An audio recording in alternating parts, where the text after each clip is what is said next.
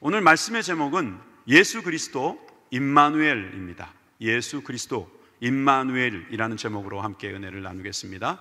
오늘 무슨 날이라고 했죠? 크리스마스입니다. 크리스마스.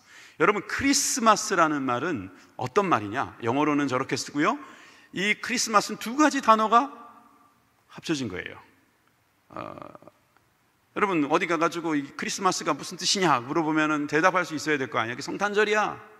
저게 성탄절이라는 뜻도 있지만 정확하게 이 기원을 우리가 알 수는 없고, 추측해보면 두 개의 단어가 합쳐진 거라고 볼 수 있어요. 이 정도는 알고 있어야죠.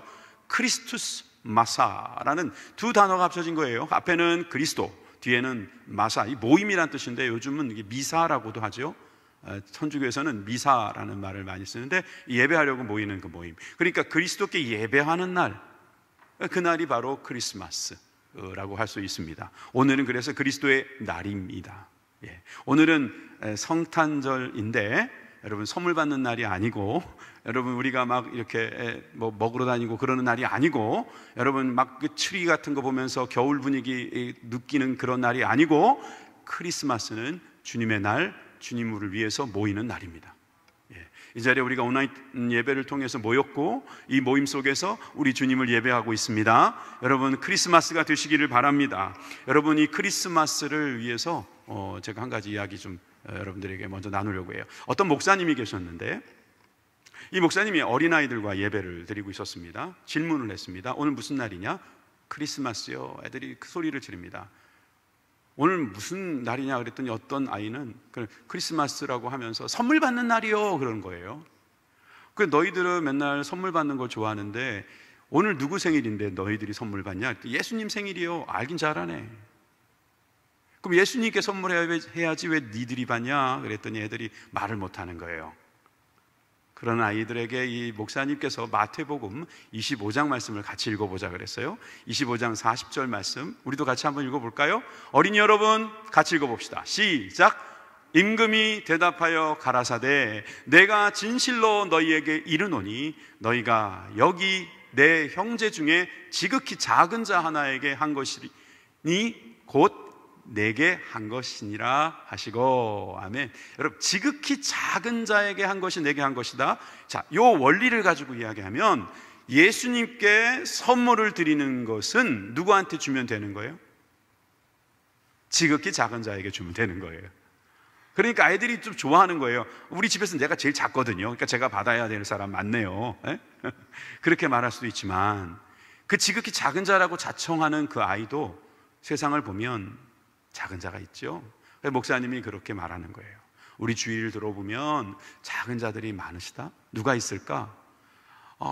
고아요, 배고픈 아이요, 저 아프리카에 굶주리는 아이요, 막 이런 말이 저절로 나오죠.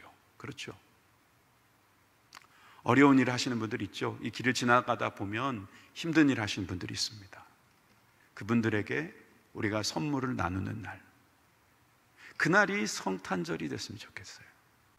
왜냐하면 주님께서는 직접 받으시기가 그러시잖아요. 우리가 이 선물을 주님께 막 높이 던져드린다고 주님 탁 받으십니까? 교회 헌금을 하는 것도 가난한 자에게 나눠주라고 하는 거고, 이것을 함께 나누는 이 귀한 공동체가 바로 교회이죠. 여러분, 우리에게 주신 이 귀한 사랑을 나눌 수 있는 크리스마스가 되기를 바랍니다. 아멘. 여러분, 오늘 크리스마스라서, 오늘 주일 예배도 아니고 크리스마스라서 오늘은 이 크리스마스에 대해서 제대로 알고 가는 게 좋겠어요. 그래서 약간 공부처럼 할 수도 있어요. 아이들 그렇다고 긴장하지 마요. 저는 여러분들의 눈높이에서 설교를 준비했어요. 오늘 세 가지로 나누어서 한번 살펴볼게요. 첫째는 바로 예수 그리스도 그리고 나심입니다. 예수님의 나심에 대해서 이야기할게요. 예수님께서 나신 거예요. 예수님께서 어느 날 하늘에서 뚝 떨어지신 게 아니에요. 예수님은 분명히 이 땅에 태어나셨어요. 예수님이 태어나신 기사가 성경에 나와 있어요. 그래서 예수님께서 어떻게 태어나셨는가, 그걸 보려면 성경을 보면 알 수 있잖아요. 그죠? 성경을 볼까요? 마태복음 1장 18절입니다. 우리 어린이들만 함께 읽어보겠습니다. 자청 어린이 저도 있으니까 같이 어린이들만 시작. 예수 그리스도의 나심은 이러하니라. 그 모친 마리아가 요셉과 정혼하고 동거하기 전에 성령으로 잉태된 것이 나타났더니, 자, 예수 그리스도, 이분은 우리가 믿는 그분이고, 마리아와 요셉이 결혼한 다음에 예수님은 그 가정에서 사시게 되셨어요. 태어나시고. 그런데 여기 정확하게 보면 정혼하고 동거하기 전에 성령으로 잉태됐다 그래요. 자, 잘 들어보세요. 정혼이란 말은 요즘에 잘 안 써요. 우리나라는 잘 안 써요. 그래서 요즘 성경은 약혼이라고 돼 있어요. 약혼이 뭔지 모르는 사람은 이렇게 생각하면 돼요. 결혼하기 전에 약속하는 거. 그런데 우리나라는 이 약혼이라고 하는 것이 말입니다, 그저 서로 이렇게 언약하는, 계약하기 전에 먼저 선약하는 것 같이 그런 생각이 들지만, 이스라엘 사람들에게 있어서 이 언약, 정혼, 약혼은요 결혼과 다름이 없어요. 이따 보시겠지만 정혼만 했는데 남편이라고 부르거든요. 그러니까 이것은 굉장히 중요한 상황이라는 거예요. 약간의 제도가 있어요. 먼저 부모님이 이렇게 짝지어 준 사람이 이제 먼저 정혼식, 약혼식을 해요. 그리고 나서 다시 집을 구하러 가요, 남자가. 그래서 집이 준비가 되면 이제 양가 부모님들이 그럼 이제 결혼을 시킵시다, 이렇게 해요. 여기서 나온 말씀이 예수님께서 내가 처소를 준비하러 가노니 내가 다시 와서 너희들이 예비할 그 집으로 인도하겠다. 여러분, 그 처소를 예비하러 가신 분이 신랑이에요. 그래서 주님과 우리는 이 약혼 상태, 정혼 상태인 거죠. 그래도 분명히 이건 결혼한 것과 다름이 없는 거예요. 자, 우리는 예수님께서 어떻게 나셨는가를 지금 이야기하는 건데, 예수님의 나심, 이 나심이라는 말은 게네시스라고 그래요. 게네시스, 어디서 많이 들어본 말이죠. 어느 자동차 이름이 제네시스인데 바로 그게 게네시스예요. 창세기의 이름도 게네시스라고 해요. 나심이라는 뜻이에요. 예수님은 나신 거예요. 마리아를 통해서 나신 거예요.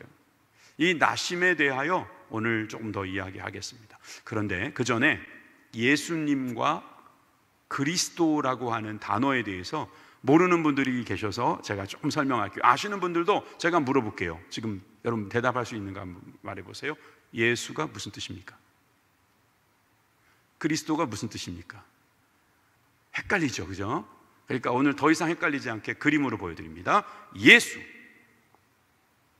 헬라어로는, 히브리어로는 이렇게 씁니다. 히브리어로는 여슈아, 예슈아 이렇게 쓰죠. 그 다음에 헬라어로는 저렇게 예수스라고 씁니다. 우리나라 처음 올 때는 야소라는 말로 들어왔는데 조금 더 비슷하게 해서 예수가 된 거예요. 뜻은 무엇일까요? 하나님께서 구원하신다는 거예요. 하나님은 구원하시다 이런 뜻이니까 이것을 조금 더 해석해 보면 하나님께서 구원하신다는 거예요. 하나님은 구원이시다, 이런 이름을 가지고 예수님께서 오신 거예요. 헷갈리지 마세요. 예수님의 뜻은 하나님은 구원이시다. 어른들은 기억하세요. 예수는 하나님께서 아들을 이 땅에 보내신 목적입니다. 목적입니다. 출생의 목적이 이름입니다.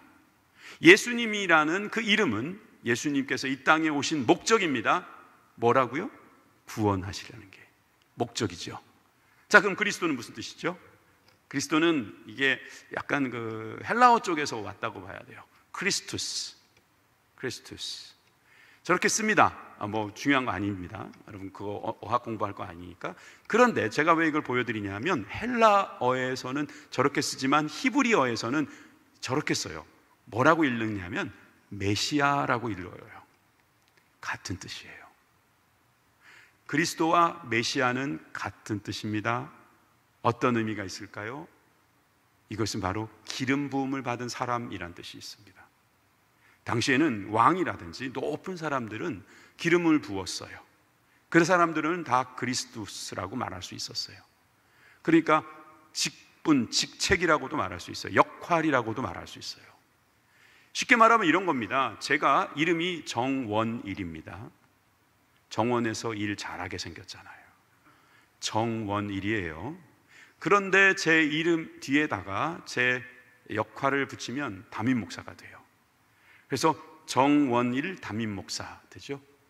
그 예수님도 한번 이렇게 제대로 한번 불러볼까요? 예수 그리스도가 되는 거죠. 아시겠죠? 그러면 질문 있어요. 예수 그리스도님이라고 해야 되는 거 아니에요? 왜냐하면 정원일 담임 목사님 하니까요. 그래도 돼요. 근데 우리가 그렇게 잘 안 해요. 그리스도 예수님이라는 말도 잘 안 하지만 말입니다. 하여튼 그렇게 해도 돼요. 그리스도 예수, 예수 그리스도, 여러분 그 뜻을 꼭 기억하세요. 꼭 기억하세요. 여러분들이 그걸 기억해 두면 지금부터 여러분들이 들려지는 설교가 조금 더 다르게 들립니다. 여러분들에게 이 말씀을 전하고 싶은 것입니다. 저는 첫째, 예수 그리스도의 나심에 대해서 지금 말씀드리고 있어요. 예수님께서 나신 것은 두 번째 아담으로 나신 거예요. 뭐라고요? 두 번째 아담이라고요. 그 첫 번째 아담은 첫 번째 게네시스에 나오지요. 인간이 하나님의 형상이 되었습니다. 인간이 하나님의 형상으로 지음 받은 것입니다. 두 번째 게네시스, 두 번째 아담은 하나님이 인간의 형상을 가지고 오신 것입니다. 와, 그렇게 해석이 되는 거예요. 하나님이신데 인간의 형상을 입고 오신 이유가 무엇일까요? 예수 그리스도의 나심, 그 나심은 어떤 뜻이 있을까요? 오늘 성탄절, 이 의미가 어떤 뜻이 있을까요? 여기에 대해서 오늘 살펴보자는 말씀을 드리는 것입니다. 그러기 위해서 여러분들에게 두 분을 소개하려고 합니다. 마리아와 요셉입니다. 마리아와 요셉. 성경 인물 내에 이 마리아가 먼저 등장했기 때문에 그냥 마리아를 먼저 넣은 거예요. 남성분들 왜 남자가 먼저 안 나오고 여자가 먼저 나옵니까? 뭐 그런 생각하지 마세요. 마리아, 요셉에 대해서 말씀드릴게요. 먼저 마리아에 대한 말씀은 누가복음에 더 자세히 나옵니다. 누가복음 1장 38절에 보면 마리아가 천사를 향해서, 즉 하나님의 사자에게 이런 말하죠. 주의 계집종이니 말씀대로 내게 이루어지이다. 쉽게 말해서 이겁니다. 저는 종일 뿐입니다. 말씀대로 제게 이루어져도 전 따르겠습니다. 저는 주의 종인데요, 저도 주의 종인데 부끄러워요. 정말 저 마리아가 저 말을 한다는 게 얼마나 큰 의미인가를 우리가 생각해 보면 엄청난 거예요. 처녀인데 갑자기 아이가 생긴 거예요. 처녀가 임신을 했다는 것은 이건 기적을 체험하는 거 아닙니까? 하나님께서 택해 주시고, 아니 내가 그렇게 했으면 좋겠는데, 그렇게 순진하게만 생각하지 마세요. 제대로 알고 보면 이게 충격입니다. 왜냐하면 이 마리아가 10대일 거예요. 오늘 예배 중에 10대들이 있을 텐데 10대들 자기 몸에 무슨 변화 있으면 얼마나 스트레스 받아요.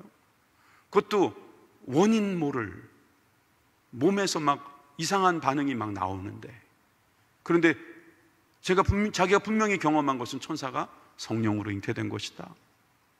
그런데 그것을 저는 계집종일 뿐이니까 그 말씀대로 이루어지기를 원합니다. 이렇게 고백했다는 것은요, 이건 어마어마한 거예요. 그렇다고 천주교처럼 마리아를 신성화해서는 안 되고요. 마리아가 그렇게 말할 수 있었던 것은 그녀가 오랫동안 메시아의 탄생을 기다리고 있었기 때문이 아닐까요? 그가 정숙하고 현숙하게 준비된 여인이었기 때문에 하나님께서 그를 택해 주신 게 아닐까요? 어찌됐든 이 마리아가 주님께 자기의 몸을 내어놓습니다. 희생하는 겁니다. 내어드림이지요. 여러분, 이 내어드림이 얼마나 참 힘든 일인 건지 여러분 잘 모르시죠? 한 가지 이야기를 제가 알고 있어요. 어떤 어린 여자아이가 있는데요, 저기 뒤에 천미 같은 애, 어린아이인데 오빠가 사고가 난 거예요. 교통사고가 나가지고 피를 너무 쏟아냈어요. 근데 이 혈액형이 좀 특이해가지고 찾아보니까 여동생밖에 없는 거죠. 그 조금이라도 좀 보태야 되겠다고 생각해서 수혈을 해야 되겠다는 결정을 내렸습니다. 그래서 설명을 하죠. 오빠가 이렇게 돼서 네 피가 좀 필요한데 좀 줄 수 있겠니? 그랬더니 이 아이가 눈물을 뚝뚝 흘리더니 알았다고 그러더라는 거예요. 그러면서 이제 피를 뽑았어요. 그러니까 누워 있는 거죠. 그런데 엄마한테 부르는 거예요. 엄마, 왜? 나 언제 죽어? 나 언제 죽어?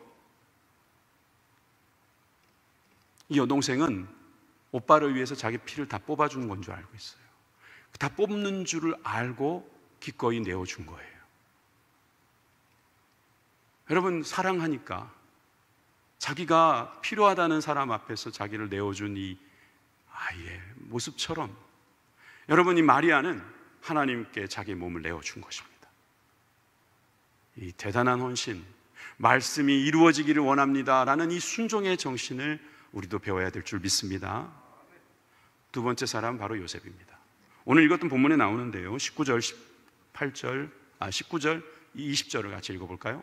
같이 읽겠습니다. 이번엔 어른이들이 읽어보시겠습니다. 시작. 그 남편 요셉은 의로운 사람이라 저를 드러내지 아니하고 가만히 끊고자 하여 이 일을 생각할 때에 주의 사자가 현몽하여 가로되 다윗의 자손 요셉아, 내 아내 마리아 데려오기를 무서워 말라. 저에게 잉태된 자는 성령으로 된 것이라. 요셉은 성경이 말하기를 의로운 사람이라고 했어요. 여러분, 성경에서 의롭다라는 말은 아무한테나 붙이는 게 아니에요. 그런데 저 의로운 사람이 드러내지 않겠다고 말하고 있습니다. 드러내지 않겠다. 여러분, 이 드러내지 않겠다는 말을 좀 설명할게요. 자, 요셉은 율법을 지키는 사람인 거예요. 그 율법을 지키려면은 신명기 22장 23절부터 24절에 나와 있는 말씀대로 할 것 같으면 마리아를 돌로 쳐 죽였어야 돼요. 왜냐하면 간음했으니까 아이가 잉태된 거라고 생각할 수 있거든요. 인간의 상식으로 생각하면 어떻게 그렇게 될 수 있느냐 생각해서 의로운 사람이니까 죽였어야죠. 의로운 척하는 사람이 아니라 의로운 사람이었다는 거예요. 그래서 저기 보면 가만히 끊고자 하였다, 이 말도 낙태했다 이런 뜻이 아니에요. 요즘 뭐 낙태법 이런 게 나온다고 하는데 이거 정말 큰일 날 일입니다. 저건 그런 뜻이 아니에요. 관계를 끊겠다 이 말입니다. 파혼을 하겠다 이런 뜻이겠죠. 사실 여러 가지 이야기들을 할 수 있어요. 여러분, 어린이들은 여기까지만 알아도 되는데 어른들은 좀 더 깊이 들어가 볼게요. 조금만 이야기해 볼게요. 같은 동네에 사는 사람이었을 가능성이 높아요. 당시에는 같은 지역에서 그렇게 결혼하게 되니까 저를 보여주셔도 돼요. 아마 축제 같은 데 둘이 눈이 맞았을 수도 있어요. 그래서 이제 두 사람이 결혼을 하려고 했는데 이미 서로에 대해서 너무 잘 알고 있는 거죠. 마리아가 얼마나 정숙한 여인인지 동네가 다 알고 요셉도 알고 있었습니다. 그런데 어느 날 마리아에게 청천벽력 같은 말을 듣습니다. 나에게 이런 일이 일어났다고. 그런데 요셉이 처음에는 감당할 수가 없는 거죠. 일단 사람들이 요셉, 너 그러면 안 되는 건데 너 무슨 짓 한 거야? 아직 결혼도 안 했는데 그렇게 임신을 시켜? 너가 돌에 맞아야겠구나, 이럴 수도 있는 거거든요. 이런 상황에서 요셉이 갈등했기 때문에 그냥 조용히 파혼하려고 했던 것 같아요. 그런데 천사가 나타났어요. 계속 읽어볼까요? 20절. 천사는 이렇게 말합니다. 다윗의 자손 요셉아, 내 아내 마리아 데려오기를 무서워 말라. 저에게 잉태된 자는 성령으로 된 것이라. 여러분, 지금 요셉을 부릅니다. 다윗의 자손 요셉아. 왕가였어요, 요셉은. 그런데 마리아를 데려오는 것이 무서워지니까 이제 주의 사자가 나타나서 성령으로 잉태된 것을 말씀해 주고 있는 것입니다. 자, 여러분, 의로운 요셉은, 하나님의 법을 알고 있는 요셉은 하나님의 율법을 지킬 뿐만 아니라 주의 천사가 계시하는 말씀에도 순종하는 모습을 보여주고 있는 것입니다. 말 그대로 말씀의 삶을 살아가고 있는 것이지요. 하나님의 뜻이 무엇인지를 구별하려고 살아가고 있는 그의 모습을 볼 수가 있어요. 천사가 이런 말을 합니다. 어린이 여러분 같이 읽어봅시다. 21절입니다.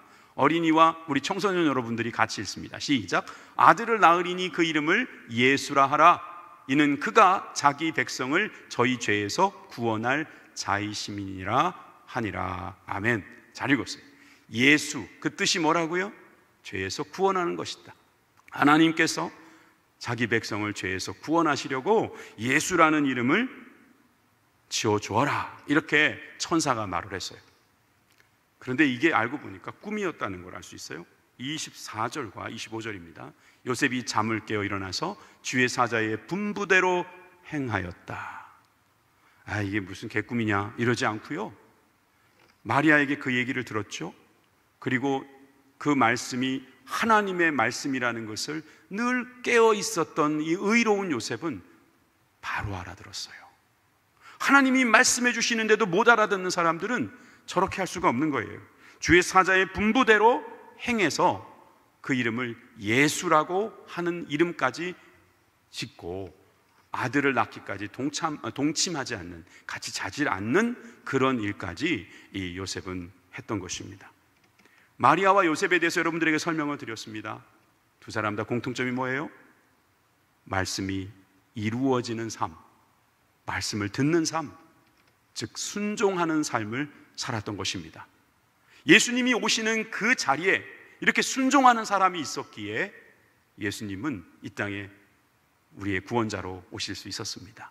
이제 마지막으로 하나만 더 말씀드리겠습니다. 바로 예수 임마누엘에 대해서 말씀드리려고 합니다. 아까 우리가 빼고 읽었던 22절과 23절은 천사가 했던 말인데요, 한번 제가 읽어볼게요. 이 모든 일이 된 것은 주께서 선지자로 하신 말씀을 이루려 하심이니 가라사대 보라, 처녀가 잉태하여 아들을 낳을 것이요 그 이름은 임마누엘이라 하리라 하셨으니 이를 번역하면 하나님이 우리와 함께 계시다 함이라. 여기서 선지자는 누구냐면 이사야예요. 이사야가 한 말이 저 말인데요, 임마누엘이라는 말을 썼어요. 여러분, 저 임마누엘이라는 말을 이사야가 그 말씀 7장 14절에서 이렇게 말했습니다. 그러므로 주께서 친히 징조로 너희에게 주실 것이라. 보라, 처녀가 잉태하여 아들을 낳을 것이요 그 이름을 임마누엘이라 하리라. 여러분, 이 임마누엘이 무슨 뜻이라고요? 주님께서 우리와 함께 하신다는 뜻이죠. 이것도 한번 기억하기 좋게 한번 설명해 볼게요. 임마누엘, 이것은 히브리어로는 이렇게 써요. 막 꼬불한 것이 오늘 되게 많이 보네, 그죠? 헬라어로는 이렇게 써요. 임마누엘이라고 해요. 여러분, 이게 긴 말이에요. 근데 저렇게 짧게 쓰니까요, 요즘에 단축말처럼, 줄임말처럼 그렇게 여러분 생각해도 좋아요. 임마누엘. 그런데 이 뜻은 뭐라고요? 하나님께서 우리와 함께 하시다. 이 뜻을 꼭 기억해 두세요. 그리고 오늘 하나만 더 기억해 두세요. 이건 여러분들이 꼭 기억했으면 하는 저의 해석입니다. 너는 혼자가 아니야. 한번 따라해 보세요. 너는 혼자가 아니야. 너는 혼자가 아니야. 하나님께서 예수님을 보내실 때 너는 혼자가 아니야 라고 말씀하신 거예요. 여러분, 이런 생각해 본 적 없어요? 성경을 읽다가 분명히 임마누엘이라고 하리라 그랬는데 왜 또 다른 이름 예수라는 이름을 주셨을까? 그냥 임마누엘이라고 부르면 안 됐을까? 이름이 길어서? 그럼 좀 줄이면 되지. 이상한 상상하지 마시고, 임마누엘을 빨리 줄이면 되잖아요. 그냥 그러면 되잖아요. 근데 왜 임마누엘이라 하리라 해놓고 또 다른 이름 헛갈리게 예수라는 이름을 주셨을까? 아까 제가 말씀드렸죠. 예수는 무슨 뜻이라고 그랬어요? 하나님은 구원이시다. 또 뭐라 그랬어요? 오신 목적이라고 그랬죠. 예수라는 이름은 목적입니다. 예수님이 이 땅에 오신 목적입니다. 목적. 왜 오셨는가? 구원하러 오셨다. 목적입니다. 그런데 왜 임마누엘이라는 이름을 또 주셨는가? 왜 그게 먼저 나왔는가? 이게 바로 오신 목적이 끝나는 것이 아니라 구원하시는 방법, 그 목적을 이루는 방법이 바로 임마누엘이기 때문입니다. 다시요. 오신 목적을 이루는 방법. 아까는 목적, 이번엔 방법이 임마누엘이에요. 제가 목적 그러면 예수 하시고요, 예수님 하시는 게 좋겠군요. 방법 그러면 임마누엘 한번 해보세요. 자, 예수님이 오신 목적, 큰 소리로요. 예수님의 목적, 예수님, 그렇죠? 오신 목적이 그렇죠. 그리고 구원의 방법, 임마누엘, 그렇죠? 전 이렇게 생각하니까 이게 다 풀렸어요. 예수님께서 이 땅에 오셔가지고 구원하시겠다는 그 목적을 그 이름에다가 박아 놓으시고, 그리고 그 이름을 이루시는 방법을 임마누엘이라고 우리에게 분명하게 내려놓으신 거예요. 그런데 여러분, 이 임마누엘이라는 것은 하나님이 일하시는 방법이더라는 거예요. 할렐루야. 하나님이 우리와 함께 하시는 것입니다. 이사야 말씀에 보니까 43장 2절에 물 가운데도 함께 하시겠다, 풀 가운데도 함께 하시겠다. 여러분, 우리와 함께 하시면서 우리를 구원해 주시겠다는 거예요. 멀리서 야 좀 피해. 자, 그거를 못 피해가지고 빨리 좀 뛰어 이러지 않으시고, 주님이 함께 오셔서 우리랑 같이 뛰어주시고, 우리랑 같이 넘어가 주시고, 우리랑 같이 숨어 주시고, 우리와 함께 해 주신다는 거예요. 그러니까 물도 건너고 불도 건너는 것입니다. 여러분, 이것이 바로 하나님께서 우리를 구원하시는 방법이십니다. 여러분, 이 임마누엘에 대한 이야기는 수없이 많습니다. 몇 가지 말씀드리면, 가장 예수님하고 비슷한 삶을 살았던 사람이 요셉이에요. 요셉이 여러 가지 이야기가 있지만 가장 힘들었던 시기를 39장에 기록하고 있는데, 그 내용에 보면은 감옥에 들어가요. 그전에는 아예 노예가 됐어요. 노예가 됐을 때 그 주인이 그를 바라보는 마음, 그리고 감옥 속에서 그 관리자가 그 요셉을 바라볼 때의 느낌이 뭐냐면 바로 임마누엘이에요. 한번 확인해 보실까요? 창세기 39장 3절 23절입니다.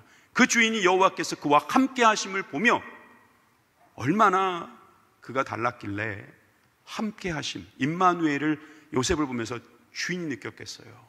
또 여호와께서 그의 범사에 형통케 하심을 보았다. 23장은 감옥에서 일어난 일이에요. 감옥에 있는 전옥이, 그 감옥의 간수가 이는 여호와께서 요셉과 함께 하신다는 것을 보았어요. 그가 범사에 형통하게 되는 것을 보았다고 성경은 기록하고 있어요. 그가 가장 힘든 때 하나님께서 함께 하여 주셨기에 그가 그 고비를 넘어갔던 거죠. 또 한 명 더 소개할게요. 여러분, 모세는 여러분 잘 아시다시피 능력의 종입니다. 여러분, 지팡이 하나만 가지고 정말 그 엄청난 일들을 다 이루어냈습니다. 교육도 잘 받았죠. 그리고 용기도 있었어요. 그에게는 결단력도 있었고 온유함도 있었다고 성경은 기록하고 있습니다. 그런데 그 후계자 여호수아는 그렇지 못했어요. 그는 모세도 죽었고 이제 가야 할 땅은 너무나 어려운 땅이었던 거죠. 그때 하나님께서 여호수아에게 말씀해 주시는 것을 우리는 성경에서 볼 수 있어요. 여호수아 1장 5절입니다. 우리 다 같이 한번 읽어봅시다. 시작. 너의 평생에 너를 능히 당할 자 없으리니 내가 모세와 함께 있던 것 같이 너와 함께 있을 것임이라. 내가 너를 떠나지 아니하며 버리지 아니하리니. 아멘. 내가 너와 함께 할 것이다.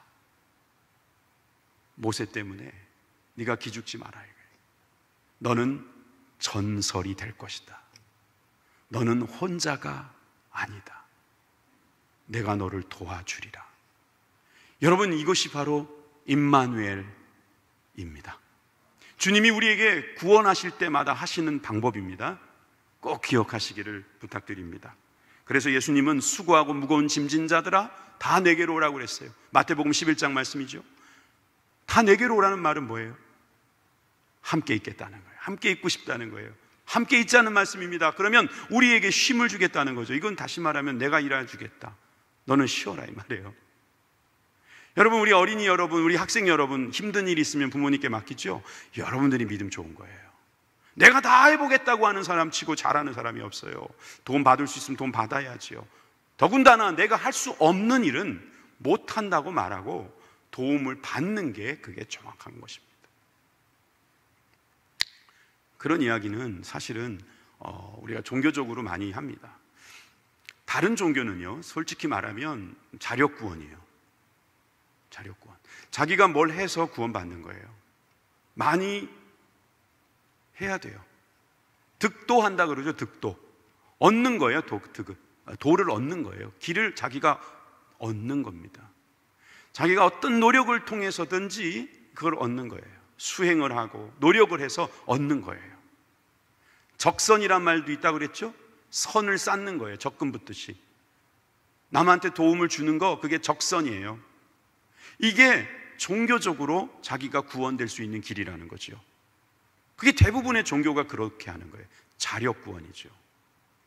그런데 여러분, 우리가 자력 구원 가능합니까? 가능하기나 한 이야기입니까? 우리가 스스로 할 수 있는 게 있고 그렇지 못한 게 있잖아요.